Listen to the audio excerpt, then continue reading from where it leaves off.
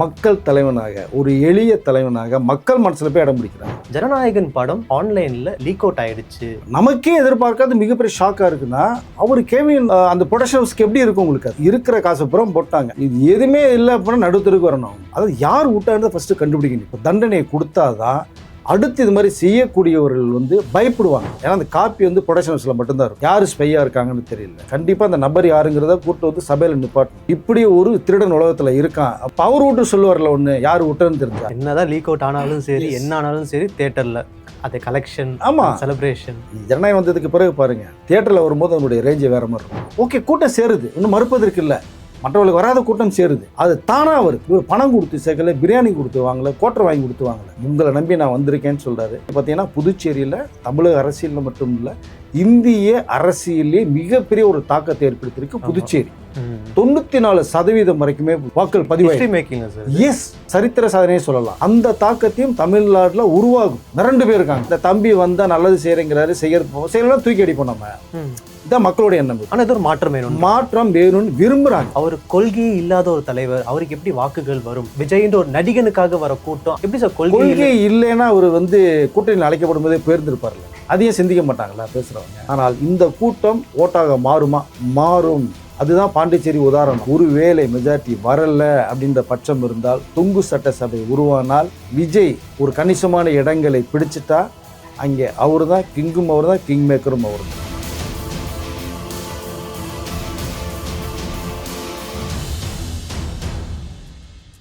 ஆச்சி மசாலா. எந்த சமையலும் ருசி தேடும் ரகசியம். 20 ரூபாய். Taste the Milky Mist ice cream. Milky Mist ice creams.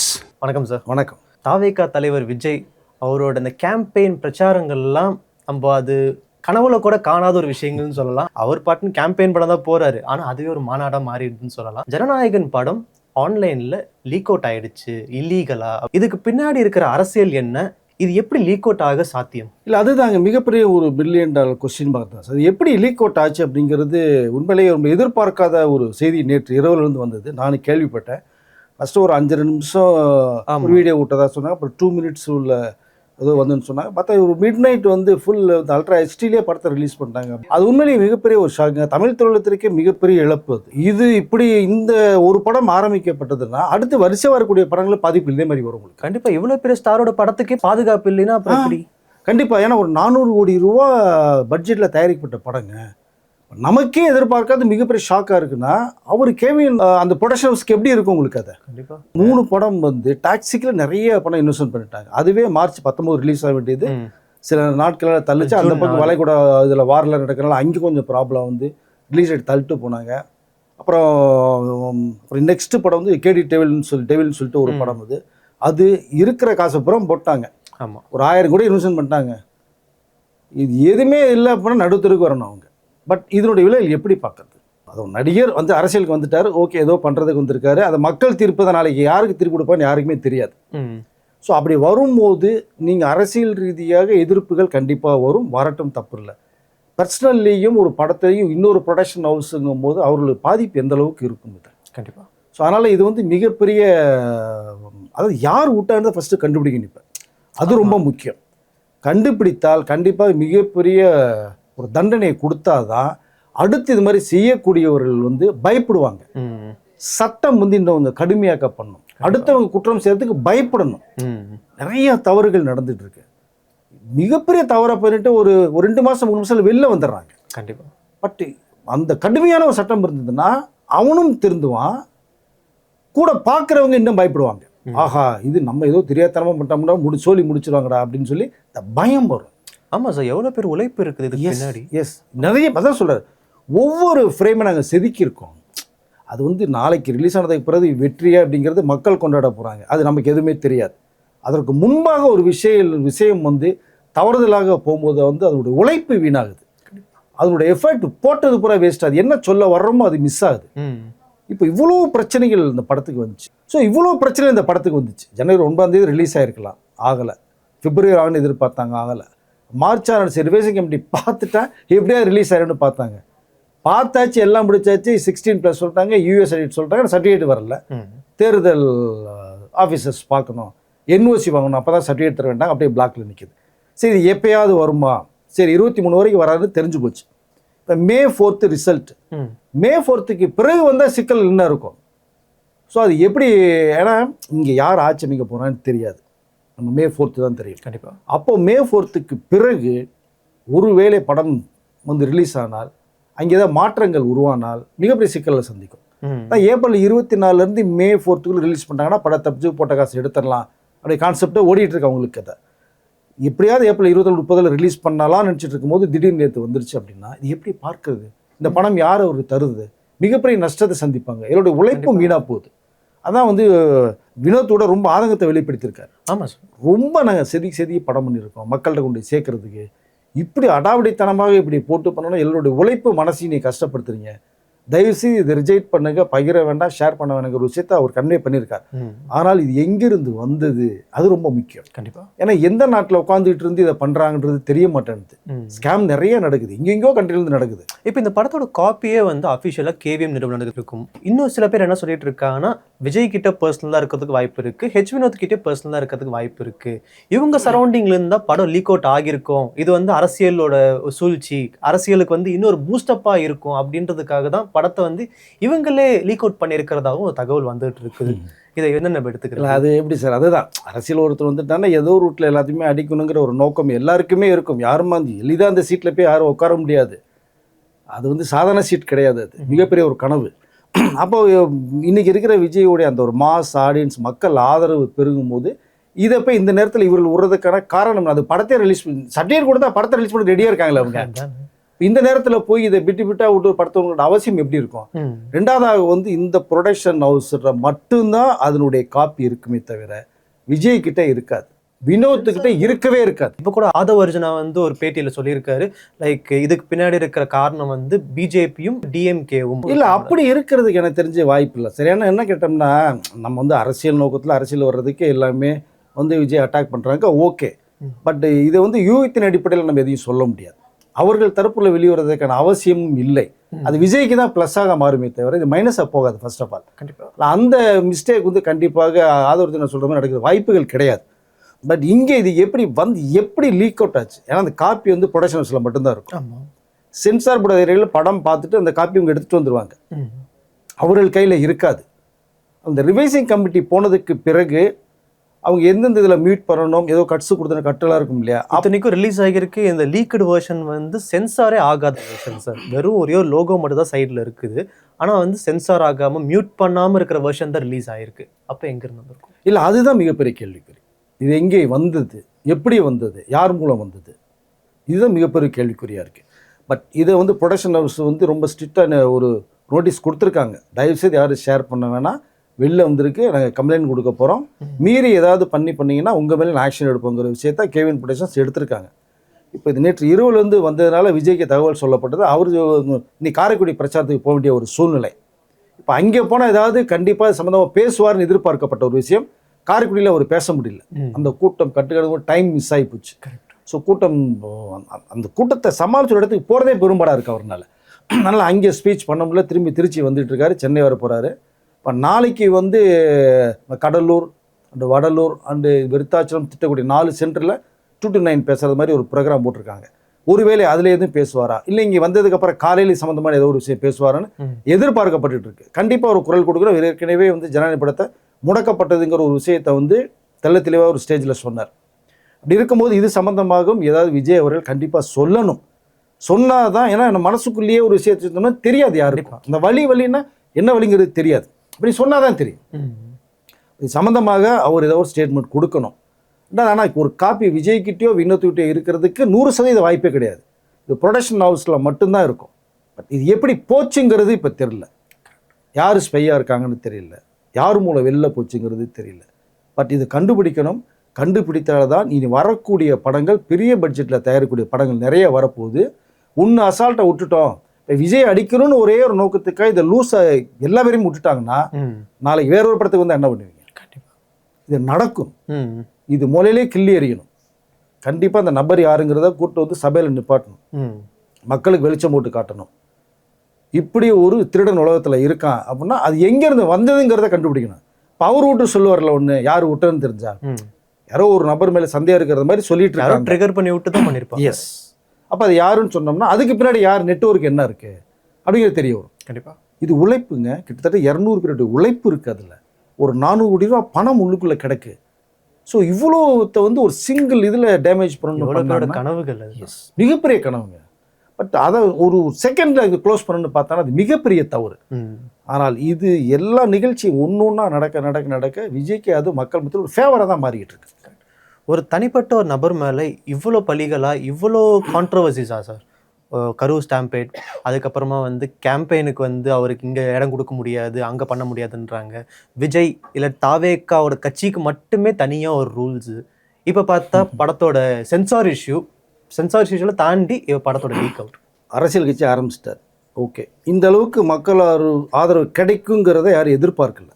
மிகப்பெரிய அளவில் கிடைச்சது. விக்ரவாண்டிலே மதுரையிலே காமிச்சார், பரப்புரை போகும்போது காமிச்சார்.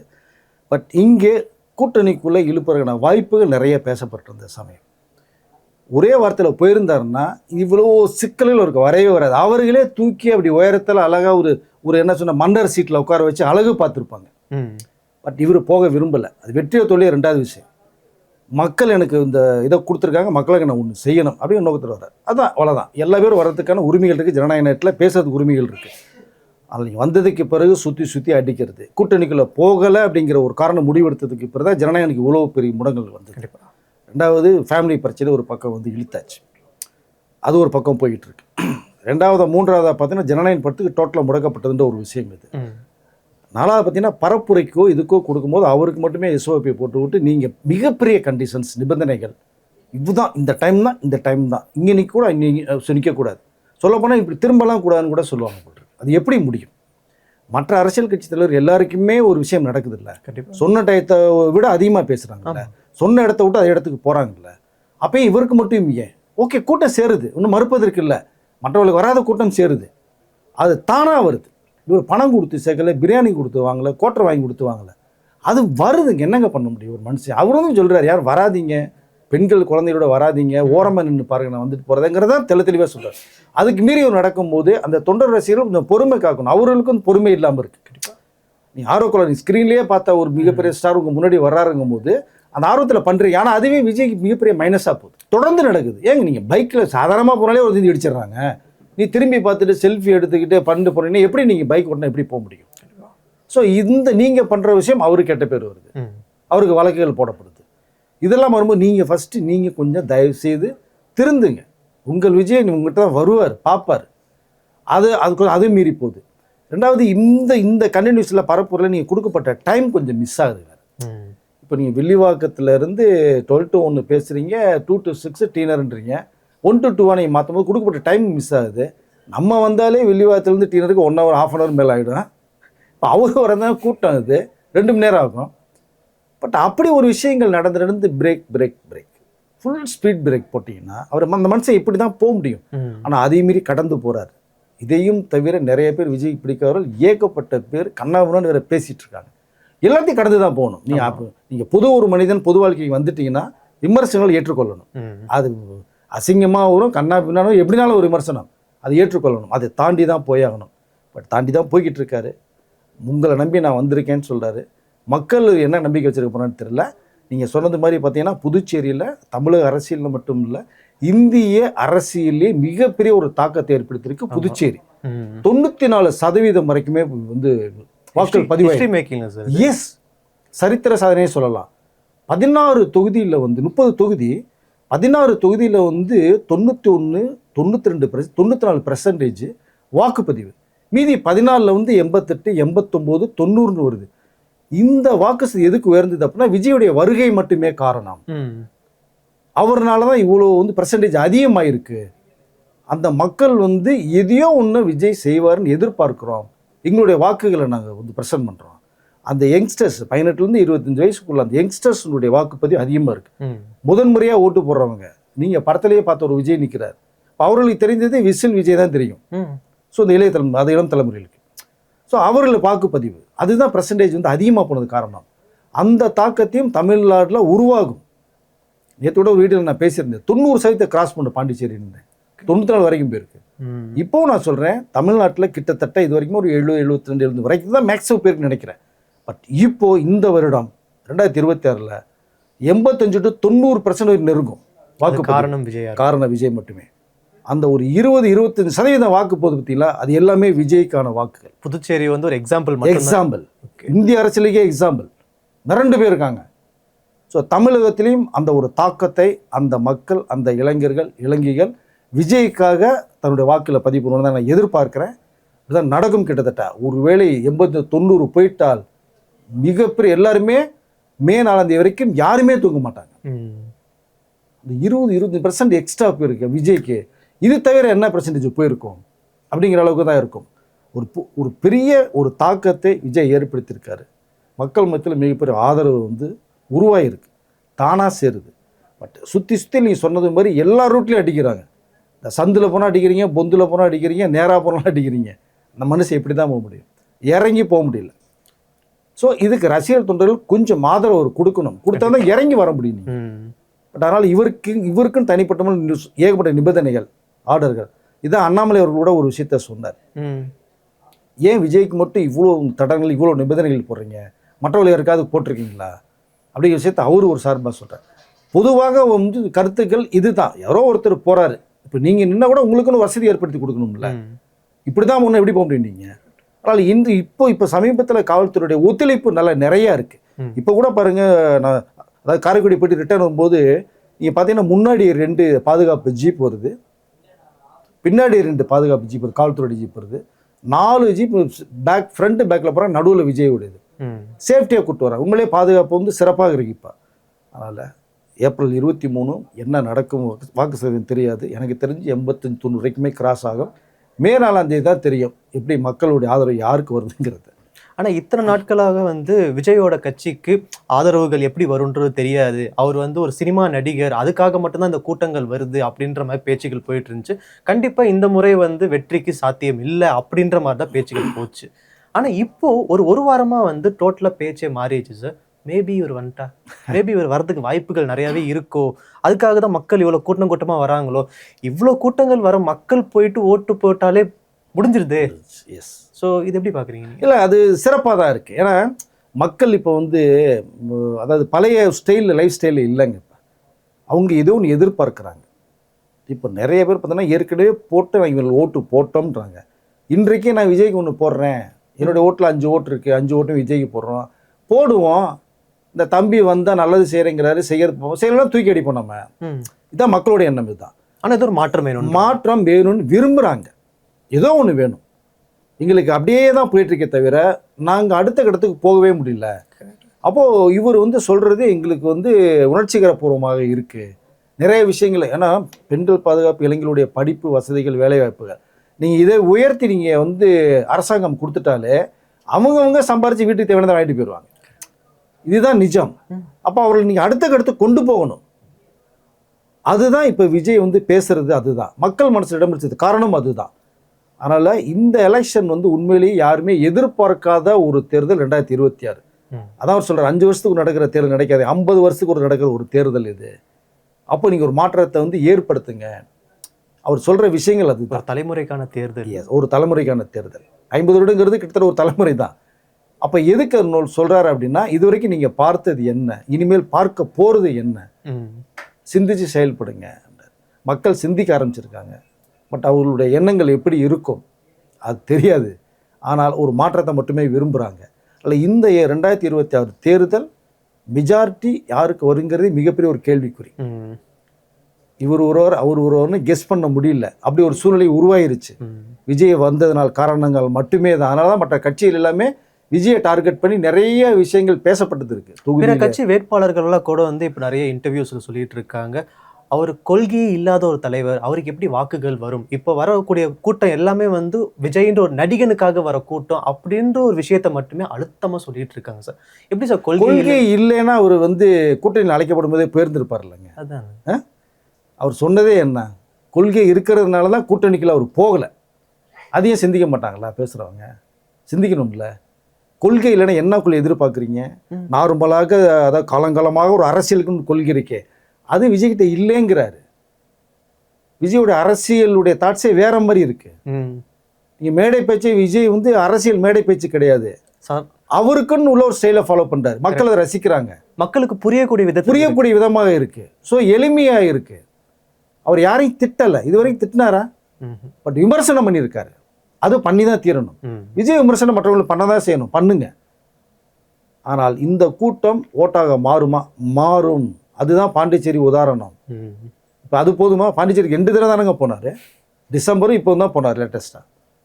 அது இந்த மாற்றத்தை வாக்கு செயல் காமிச்சிருக்காங்கல்ல. கண்டிப்பாக வரக்கூடிய கூட்டங்கள் எல்லாமே வந்து இவர்கள் தான் சினிமா டைலாக் பேசிகிட்டு இருக்காங்க. கூட்டம் ஓட்டாக மாறான்றது சினிமா டைலாக். அவர் அந்த கூட்டத்தை ஓட்டாக மாற்ற செய்வேங்கிறது விஜயோட அரசியல் பயணம்.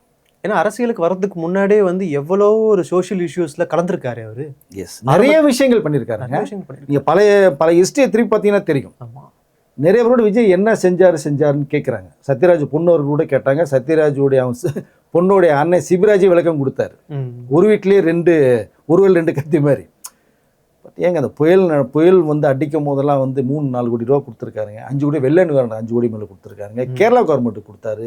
சினிமாவுடைய தொழிலாளர்களுக்கு 50 லட்ச ரூபா மேலே கொடுத்தாரு. எவ்வளோ விஷயங்கள் பண்ணிட்டு ஜல்லிக்கட்டு இஷ்யூவில் போயிட்டு அவ்வளோ பப்ளிக். எஸ், எவ்வளோ விஷயங்கள் சமூக அக்கறையில் ஒரு மனிதனால் மட்டும்தாங்க அரசியல் களத்தில் இறங்க முடியும். அவருக்கு இருந்தது, அப்பப்போ இருந்தது. இந்த விஜய் அரசியலுக்கு கொண்டது யாரு? அவர் பாட்டு நடிச்சுட்டு பேசாமல் இருந்திருப்பார்ல. தலைவா படத்தை ஒரு ப்ராப்ளத்தை உருவாக்குனீங்கல்ல. டைம் டு லீடுன்னு போட்டால் அது என்னங்க தவறு இருக்குது அதில்? இதே தான் இந்த கமல் கூட சொன்னார். வேட்டி கட்டிய ஒருத்தர் முதலமைச்சர்னு சொன்னார். அவருக்கு என்ன ப்ராப்ளம் வந்துச்சு? என்ன சொன்னார்? வேட்டி கட்டிய ஒரு ஆள் முதலமைச்சரான்னு சொன்னார். அதுக்கு விஸ்வரூபத்துக்கு எவ்வளோ ப்ராப்ளம் வந்துச்சு. அதுக்கு விஜய் குரல் கொடுத்தார்ல. அப்போ ஒரு சக கலைஞனாக கமல்ஹாசனும் குரல் கொடுத்தார்.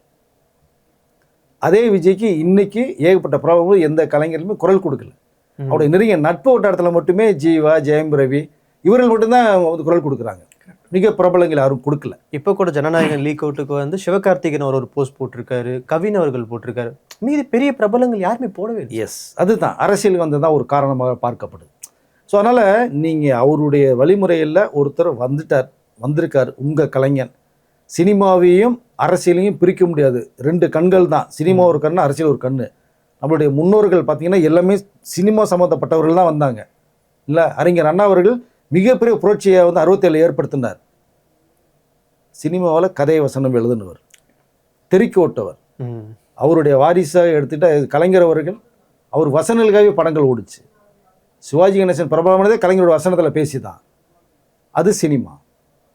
மக்களத்தில் எம்ஜிஆர் அவர்கள் உங்களோட பயின்றவர் வந்தார், அவர் பேசின வசனங்கள் தெரிஞ்சிச்சு, அதுவும் சினிமா. அவர்கிட்ட இருந்த ஜெயலலிதா அம்மையார், அவரும் சினிமா. அடுத்து விஜயகாந்த், அவரும் சினிமா. ரஜினிகாந்த் அவர்களுக்கு நல்ல ஸ்பேஸ் 96 கிடைச்சது. அவர் பயன்படுத்தியிருந்தார்னா அவரும் அரசியலுக்கு வந்திருப்பார், முதலமைச்சராக மாறி இருப்பார். அங்கே வாய்ஸ் ஓவர் மட்டும் கொடுத்தாரு. ஸோ ஆட்சி மாற்றத்தை உருவாக்குனார். அஜித் அவர்கள் வர வேண்டியது. ஜெயலலிதா அம்மையார் கூட்டு கூட அம்மா புள்ள சென்டிமெண்ட்டு வாப்பா அஜித். பட் அரசியல் வேணான்னு ஒதுங்கி போனார். இப்போ இறுதியாக விஜய் வந்தார். கேப்டன் விஜயகாந்த் வந்தாங்க. பெரிய ஒரு மாற்றத்தை 2012 உருவாக்கியிருப்பார். திடீர்னு அவருடைய களம் மாறுச்சு. இப்போ விஜய் என்னை தெரிந்த வரைக்குமே சினிமா நடிகர்களுடைய ஆரம்பத்தில் அறிஞர் அண்ணா அவர்கள் வந்தது மாதிரி இறுதி கட்டமாக விஜய் மட்டும்தான் நினைக்கிறேன். இதோட சினிமா கலைஞர்களுடைய அரசியல் வாழ்க்கை வராதுன்னு நினைக்கிறேன். அது ஒரு முற்றுப்புள்ளி விஜய் அவர்கள் தான். ஓகே. ஸோ அதனால் சினிமாவையும் அரசியலையும் நீங்கள் பிரிக்க முடியாது. பட் அவர் குரல் கொடுக்கணும். நீங்கள் அரசியலை தவிர்த்துட்டு நீங்கள் வேறு எது குரல் கொடுங்க. அரசியலுக்கு பேச வேணாம். பட் ஒரு ஜனநாயகன் படம் முடக்கப்பட்டிருக்கு, அது குரல் கொடுத்துருக்கலாம், கொடுக்கல. இந்த இன்னைக்கு ஃபுல் பிக்சர் வெளில வந்துருச்சுன்ற ஒரு தகவல் வருது, பகீருங்குது. இன்றைக்கு விஜய் நடப்பது நாளைக்கு நமக்கு நடக்க என்ன நிச்சயம்? பட் நீங்கள் எல்லாமே சேர்ந்து குரல் கொடுத்தா தானே. நடிகர் சங்கம், தயாரிப்பாளர் சங்கம், இயக்குனர் சங்கம், பெப்சி இது கேஷ் எடுக்கணும் இல்லைங்க. கண்டிப்பாக எதுக்கோ பெப்சி போய் ஷூட்டிங்கை பிரேக் பண்ணுறாங்கல்ல. இது எவ்வளோ பெரிய விஷயம் இது. நீ ஒட்டு மொத்தமாக எல்லாரும் சேர்ந்து குரல் கொடுத்தால் என்ன சொன்ன வானம் வரைக்குமே நீங்கள் அந்த ஒழிக்கும் இல்லையா? அப்போ ஒரு முயற்சி எடுப்பாங்கல்ல. அதனால் இந்த ஜனநாயக படத்தை பற்றியும் இதையும் ஒரு முயற்சி எடுக்கணுங்கிறதான் சொல்லிக்கிறேன் நான் விரும்புகிறேன். ஸோ இந்த கேம்பெயினில் வந்து எத்தனையோ விஷயங்கள் நம்ம பார்க்குறோம். குட்டி குட்டி கிளிப்பிங்ஸ் எல்லாமே ஃபேமஸ் ஆகிட்டு இருக்கு சார். மக்கள் கொடுக்கறத நம்பி வாங்கி குடிக்கிறாரு, சாப்பிட்றாரு, என்ன இதுவுமே முகம் சுளிக்காமல் அவ்வளோ அழகாக வாங்கி வச்சுக்கிறாரு. ஸோ இந்த ஒரு நம்பிக்கையான ஒரு தலைவர் வந்து இது வரைக்கும் நம்ம எந்த ஒரு கிளிப்பிங்லையும் பிற தலைவர்களும் நம்ம பார்க்காத மாதிரி தான் இருக்குது. எனக்கு தெரிஞ்சு ஏதோ ஒரு ஃபோட்டோவில் நான் பார்த்தேன், எம்ஜிஆர் என்ன செஞ்சாரோ அதே தான் இன்னைக்கு விஜய் செய்கிறாரு. அதே மாதிரி பையனை தூக்கி கழுத்தில் உட்கார வைக்கிறது, மக்கள் கிட்ட கை கொடுத்து பேசுறது, மக்கள் தொட வந்தாலும் அலோவ் பண்ணுறது, இது எல்லாமே வந்து எம்ஜிஆரோட ஃபோட்டோஸில் நான் பார்த்தேன். அதுக்கப்புறமா இவர்கிட்ட இப்போ ரியல் லைஃப்பில் நான் பார்த்துட்டு இருக்கிறேன். மக்கள் தலைவனாக, ஒரு எளிய தலைவனாக மக்கள் மனசில் போய் இடம் பிடிக்கிறாங்க. அது இடம் பிடிச்சது எம்ஜிஆர் அவர்கள். மற்ற கட்சியத்தில் மக்கள் இடம் பிடிச்சாங்க, அவர்களுடைய பேச்சு திறமையில தான் போனாங்க. பட் எம்ஜிஆர் வந்து இறங்குனாரு, மக்களோட மக்கள் ஐக்கியமானார், கட்டி பிடிச்சாரு, துண்டை போட்டார், அரவணைச்சார், அங்கே உயர்ந்தார். அந்த ஃபார்முலாவில் தான் விஜய் இப்போ எடுக்கிறாரு. 2 நாளைக்கு முன்னாடி கூட பிரச்சாரத்தில் ஒரு பையன் முண்டாசு கட்டிட்டு அவருடைய கொடி கட்டும் போது தூக்கி தோல்ல வச்சார் பார்த்தீங்களா? அது எவ்வளோ பெரிய விஷயங்க. அது எந்த தலைவர் பண்ணாங்க? இப்போ சமீபத்தில் இருக்கிறவர்கள் யாரும் பண்ணலை, எம்ஜிஆர் அவர்கள் பண்ணாங்க. அப்போது அதே எம்ஜிஆர் செல்லு ஒன்று இருக்குது, அந்த ஒரு குழந்தைய தோல்ல வச்சுட்டு இருக்கிறது. இன்னைக்கு விஜய் பண்ணார். திருச்சியில் ஒரு தொண்டர் இளநியை வச்சுட்டு நிற்கிறாரு. இந்த இளநிக்குள்ளே என்ன இருக்குன்னு தெரியுமாங்க? தெரியாது. வச்சுக்கிட்டே இருக்காரு, கொடுக்குறாரு, குடிச்சிட்டே கை காமிச்சிட்டு போறாரு, கொடுக்குறாங்க, வாங்கிக்கிறாரு, ஐஸ்கிரீம் சாப்பிட்றாரு, தர்பூசணி, எவ்வளோ விஷயங்கள், ஜூஸ் கொடுக்குறாங்க. மற்றவர்களுக்கெல்லாம் வந்து 1008 செக்கப்பில் போய் தான் அந்த கைக்கு மாறும்.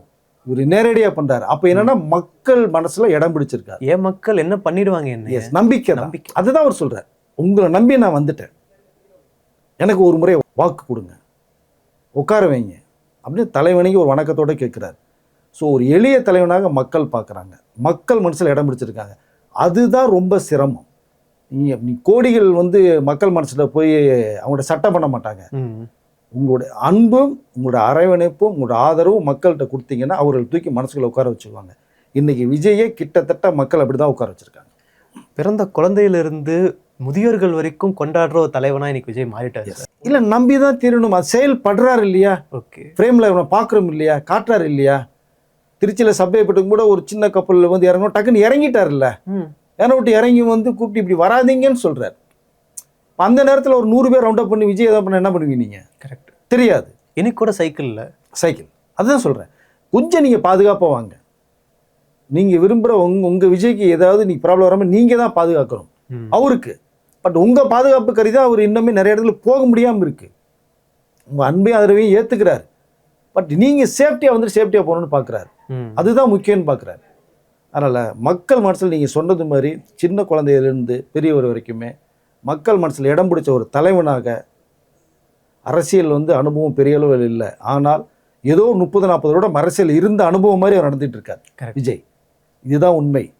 எம்ஜிஆர் ஃபாலோ பண்ணுறார், நிஜம், மறுப்பதற்கு இல்லை. படங்கள் மூலமாக ஒரு கருத்தை சொன்னார், விஜயும் நிறைய படங்கள் மூலமாக சொன்னார். எம்ஜிஆர் மக்கள் மனசில் இடம்போது விஜயும் இப்போ மக்கள் மனசில் இடம் பிடிச்சிருக்கான்னு தான் நான் நினைக்கிறேன், அவருடைய பயணத்தில் பார்க்கும்போது. இப்போ 2026 தேர்தலில் மெஜாரிட்டி யாருக்கு சார் வரும்? மெஜாரிட்டி யாருக்கு கிடைக்கிறத மிகப்பெரிய கேள்விக்குறி உருவாக்குன விஜய் தான். இல்லைனா சாலிடாக நாங்கள் வந்துட்டு மிகப்பெரிய கான்ஃபிடென்ட்ல இருந்தாங்க. ஸோ ஒரு தரப்பு ஆளுங்கட்சியே மீண்டும் ஆளுமா அப்படின்ற மாதிரி ஒரு கொஷின்ஸும் நிறைய இடத்துல ஸ்ட்ராங்காக வைக்கப்படுது. ஏன்னா அவங்க நிறைய விஷயங்கள் 5 வருஷத்தில் நிறைய பண்ணியிருக்காங்க. மகளிர் உரிமை தொகையெல்லாம் நிறைய கொடுத்துருக்காங்க, நிறைய ஸ்கீம்ஸ்லாம் கொடுத்துருக்காங்க. ஸோ ஒரு பக்கம் வந்து இவங்களும் வந்தே தீரணும், வந்துருவாங்க அப்படின்ற மாதிரி ரொம்ப அஷ்யூராக சொல்கிறாங்க. அந்த அளவுக்கு தான் ஸ்டெப்ஸும் எடுத்துகிட்டு இருக்காங்க. இப்போ தாவேகா தலைவர் விஜய் ஒரு புதிய கட்சி ஆரம்பித்து இவ்வளோ மக்கள் செல்வாக்கோடு இருக்காரு, இவர் எப்படி வர்றதுக்கான சாத்தியம் அப்படின்ற மாதிரி ஒரு கொஷினும் ரைஸ் பண்ணுறாங்க. அதான் ஆண்ட கட்சியும் சரி, ஆளுகின்ற கட்சியும் சரி, அந்த சீட்டு விட்டு தரதுக்கு யாரும் தயங்க மாட்டாங்க. ஆண்ட கட்சியும் ரொம்ப போராடி முயற்சி பண்ணிட்டு இருக்காங்க ஒரு பக்கம். இன்னொரு பக்கம் நீங்கள் சொன்னது மாதிரி இப்போ ஆளுகின்ற கட்சி டிஎம்கே நிறைய விஷயங்கள்ல மக்கள்கிட்ட செய்திருக்காங்க. அது நம்ம வந்து அதாவது என்ன சொன்ன குறைய சொல்ல முடியாத அளவுக்கு பண்ணியிருக்காங்க. மக்கள் மனசில் அவர்களும் இடம் பிடிச்சிருக்காங்க. என்னென்ன தேவையிலோ முடிந்த அளவு செஞ்சுருக்காங்க. அதனால் அவர்களுக்கு ஒரு தனி வரவேற்பே இருக்குது. பட் இந்த இருந்த 5 வருடத்தை மீண்டும் தக்க வைக்கிறது தான் அவங்க வந்து போராடுவாங்களே தவிர விட்டு தரதுக்கு யாரும் எடுத்த மாட்டாங்க. தனக்குள்ள ஒரு சீட்டை வந்து அசால்ட்டாக தூக்கி கொடுத்துருப்போன்னு யாரும் வந்து விரும்ப மாட்டார்கள். போராடி தான் தருவாங்க.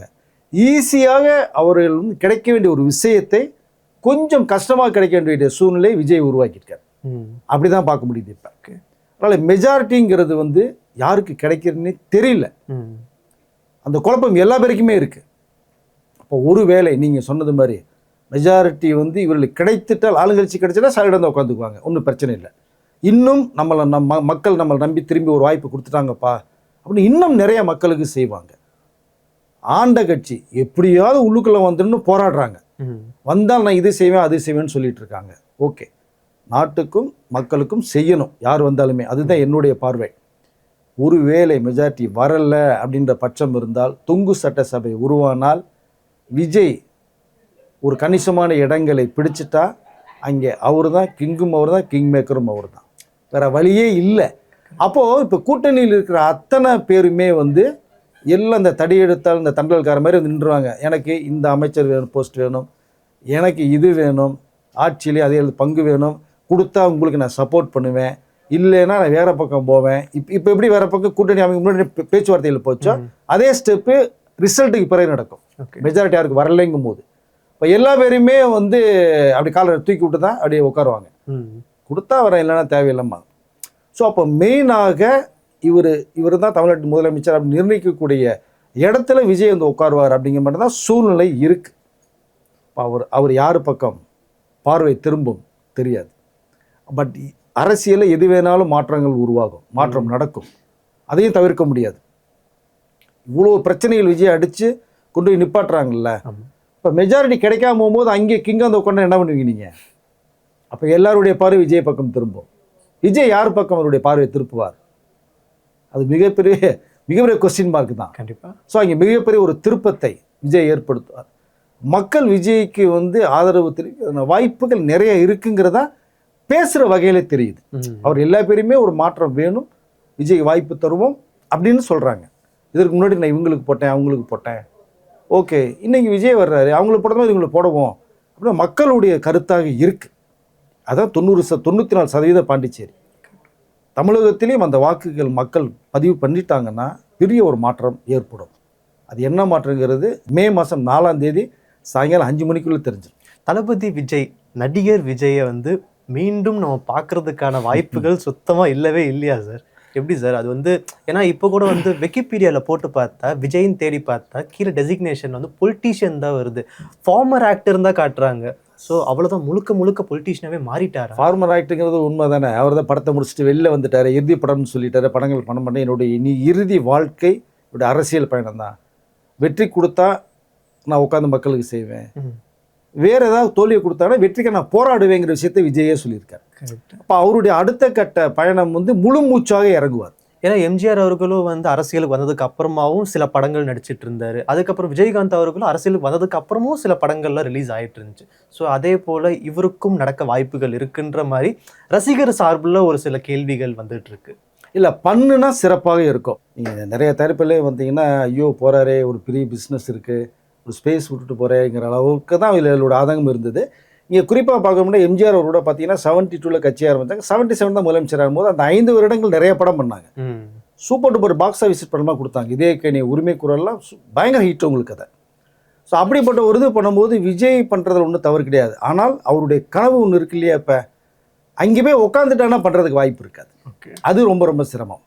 பட் இப்போவும் நீங்கள் பார்த்தீங்கன்னா ஆந்திராவில் பவன் கல்யாண் அவர் வந்து டெப்டி சிஎம்மாக இருக்காரு, இருந்தாலும் தொடர்ந்து படம் பண்ணிட்டு இருக்காரு. இப்போ தொடர்ந்து டெப்டி சிஎம் போது ஒன்றும் பிரச்சனை இல்லை. பட் இந்த முதலமைச்சர் அப்படிங்கும்போது அது கொஞ்சம் வாய்ப்புகள் குறைவாக இருக்கும். ஆனால் இதுதான் இறுதி படம்னு சொல்லியிருக்காரு அவர். பட் எல்லாமே மாற்றம். ஸோ மாற்றங்கள் அதுக்கு வாய்ப்புகளும் இருக்கும். அதனால் பார்க்கலாம், மே 4ஆம் தேதிக்கு பிறகு தான் இந்த கேள்விக்கு ஒரு சரியான பதில் கிடைக்கும் நான் நினைக்கிறேன். நடித்தால் சிறப்பாக இருக்கும். அவருடைய அந்த எண்ணம் மக்கள் ஆதரவு கொடுத்து உட்கார வச்சிட்டாங்கன்னா அதற்கு வாய்ப்பு இல்லை. ஏன்னா தமிழ் சினிமாவை காப்பாற்ற வந்த ஒரு பெரிய நடிகர் தானே சார் விஜய் அவர்கள். மாஸ்டர்ன்ற ஒரு படத்துக்கு மூலியமா தானே மறுபடியும் அந்த கோவிட்லேருந்து தப்பிச்சு தமிழ் சினிமாவை மீண்டும் வந்துச்சு. எஸ், அதை ஒன்றும் மறுக்கவே முடியாது. கோவிட்ல அவ்வளோ பிரச்சனை நடந்துச்சுங்க. ஸ்ட்ரைட்டாக ஓடிடியில் ரிலீஸ் பண்ணலான்னாங்க. அப்பவும் பாருங்க, என்னுடைய படம் மக்கள் பார்வைக்கு போகணும், மக்கள் ரசிக்கணும், அது வெற்றி தொழில் மக்கள் கொடுப்பாங்க. நான் ஓடிடிக்கு போய் நான் போட்ட படத்தை கொடுத்து பிஸ்னஸ் பண்ணி பண்ணுற அவசியம் இல்லைன்னு சொன்னார் விஜய் அவர்கள். தயார் பண்ணிட்டு அதான் சொன்னாங்க. ஜனநாயகன் கூட இப்போ பார்த்தீங்கன்னா ஓடிடி ரிலீஸ் பண்ணலான்றாங்க. வேண்டாம், மக்கள் பார்வைக்கு போட்டோம், அவங்களுக்கு கொண்டாடுவாங்க. எப்போ வந்தாலும் இந்த படத்தை செலிப்ரேட் பண்ணுவாங்க. நீ ஜனநாயகம் வந்ததுக்கு பிறகு பாருங்கள், இவ்வளோ பிரச்சனையில் போதில்லை. இப்போ தியேட்டரில் வரும்போது அவனுடைய ரேஞ்சு வேறு மாதிரி இருக்கும். என்னதான் லீக் அவுட் ஆனாலும் சரி, என்ன ஆனாலும் சரி, தியேட்டரில் அது கலெக்ஷன், ஆமாம், செலிப்ரேஷன். ஆமாங்க, நீங்கள் ஓடிடியில் வந்த 20 டேஸ்க்கு வர படம் கூட பார்த்தீங்கன்னா தூரந்தூரில் நீங்கள் ஓடிடியில் பாடுறதுக்கு நீங்கள் தெலுங்கு நிறைய டிஃப்ரெண்ட்டு எக்ஸ்பீரியன்ஸ் வேறு மாதிரி இருக்கும் உங்களுக்கு. அதனால் இவர் படம் பண்ணணுமா பண்ண வேணாமாங்கிறத மே 4ஆம் தேதிக்கு பிறகு நமக்கு தெரிய வரும். நம்ம நேயர்களுக்காக நிறையா சொன்னீங்க சார். ரொம்ப நன்றி. நன்றி.